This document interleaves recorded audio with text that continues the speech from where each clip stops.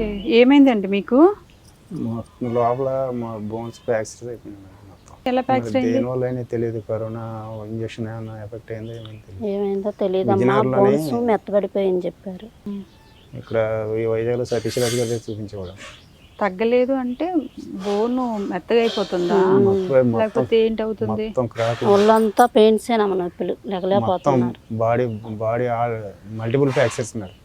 అసలు ప్రాబ్లం ఏంటని చెప్పారు? ప్రాబ్లం ఏం తెలియదు మేడం. మరి తెలియకుండా అంతమంది డాక్టర్లు, పెద్ద పెద్ద డాక్టర్లు కదా వెళ్ళంతా, వాళ్ళు ఏదో ఎవరో చెప్పలేదు సరైన ప్రాబ్లం. ఫస్ట్ కాలు మూవ్ అయ్యేది కాదు, మూవ్ అవ్వలేదని డాక్టర్ చెబితే మామూలు ఈ ఎంఆర్ఐ తీసి ఆపరేషన్ చేశారు. సార్ ఇప్పుడు ప్రస్తుతానికి ఏంటి అట మరి మ్యాటర్ ఏంటి? మీరు ఇప్పటికి నడవలేకపోతున్నారు, అది ఆపరేషన్ జరిగినా నడవలేకపోతున్నారు. మీరు ఎట్లా ఇది పట్టుకొని మూవ్ అవుతున్నారా? అంతేనమ్మా, అది పట్టుకొని ఇంట్లో అలా నడుపుతారు. ఈ కాలు మూవ్ అవుతుంది, ఈ కాలు మూవ్ అవట్లేదు. సో మరి మీ పోషణ ఏం జరుగుతుంది? మీరేం పని చేస్తారమ్మా? నేను బట్టల షాప్కి బట్టల్లోకి వెళ్తున్నానమ్మా. మీకు ఎంతమంది పిల్లలు? పాప బాబు. బాబేరి? బాబు అక్కారింటికాడ చదువుతున్నారు. అత్తగారా? అక్కలు. మీ అక్కనా? మీ అక్కనా? మా అక్కని. మీ అక్కగారి ఇంట్లో చదువుతున్నారు. ఏం చదువుతున్నారు బాబు? 10th క్లాస్ ఈ సంవత్సరం. 10th. బట్టల షాప్లోకి వెళ్తున్నాను. ఎంత ఇస్తారమ్మా మీకు? 200 ఇస్తారా? సీనియారిటీ లేదని 200 ఇస్తాను. రోజుకి 200? 200. రోజుకి 200 అంటే 6000. ఎక్కడ దగ్గరేనా? అనకాపల్లిలో. నువ్వు నాన్న గవర్నమెంట్ స్కూలా లేకపోతే? Government school. 8th క్లాస్ చదువుతున్నావు. మీ అబ్బాయి? మా అబ్బాయి తను కూడా గవర్నమెంట్ స్కూల్. మీరు మీకు భూమి ఉందా ప్రజెంట్? అంటే ఇంక లేదమ్మా, అమ్మేసాం. ఉంటే అమ్మేసాం. ఉన్న భూమి అంతా అమ్మేసుకున్నారు మీ వైద్యం కోసం. ఇల్లు ఒకటే ఉంది. ఈ ఇల్లు మీకు సొంత ఇల్లే, ఇది నిలబడింది.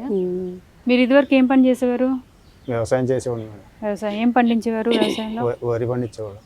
బాగా పండిదా? కర్ణాటకలో ఉండేవాడు మేడం. ఇక్కడ డైట్ కాలేజ్ దగ్గర యాక్సిడెంట్ అయిపోయింది. యాక్సిడెంట్ అయింది ఫస్ట్.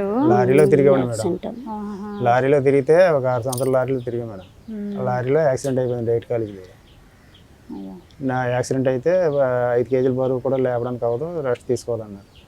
ఓకే. యాక్సిడెంట్ నుంచి మీకు అట్లా నెమ్మదిగా అన్ని ఇది అవుతున్నాయి. కర్ణాటకలో వేరే తెలిసిన వాళ్ళు చుట్టాలు ఉంటే వాళ్ళ దగ్గరికి వెళ్ళి కొద్దిగా వ్యవసాయం పై నుండి వ్యవసాయం చేయించాను. 10 సంవత్సరాల నుంచి అక్కడే వ్యవసాయం చేసాను. ఇంకేం మిగతా తాగేవారు మీ ఆయన? తాగేవారు కదా.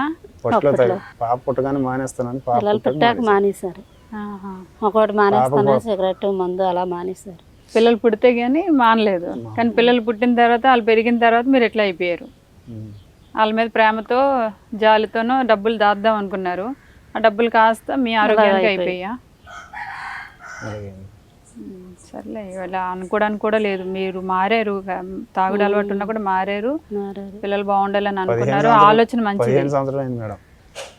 కానీ ఆలోచన మంచిదే. కానీ భగవంతుడి కరుణ మాత్రం రివర్స్ అయిపోయింది.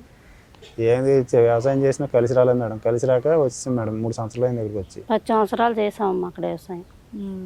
ఇంకెంత చేసినా మిగలడం లేదని ఇంకా అప్పటికే ఫార్మసీలో డ్రైవర్ కింద జాయిన్ అయ్యారు. సెక్యూరిటీ కింద జాయిన్ అయ్యారు. సెక్యూరిటీ.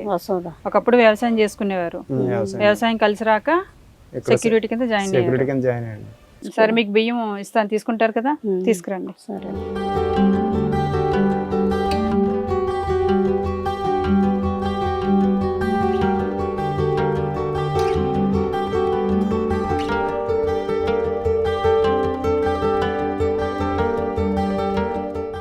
అరే, నీకోసం ఏం కాలేదు, బిస్కెట్ తీసుకో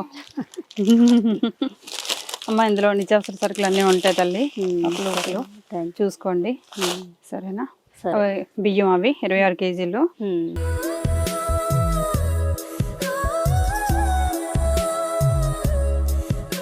మీరైతే జాబ్కి వెళ్ళండి. చూసుకుంటాను.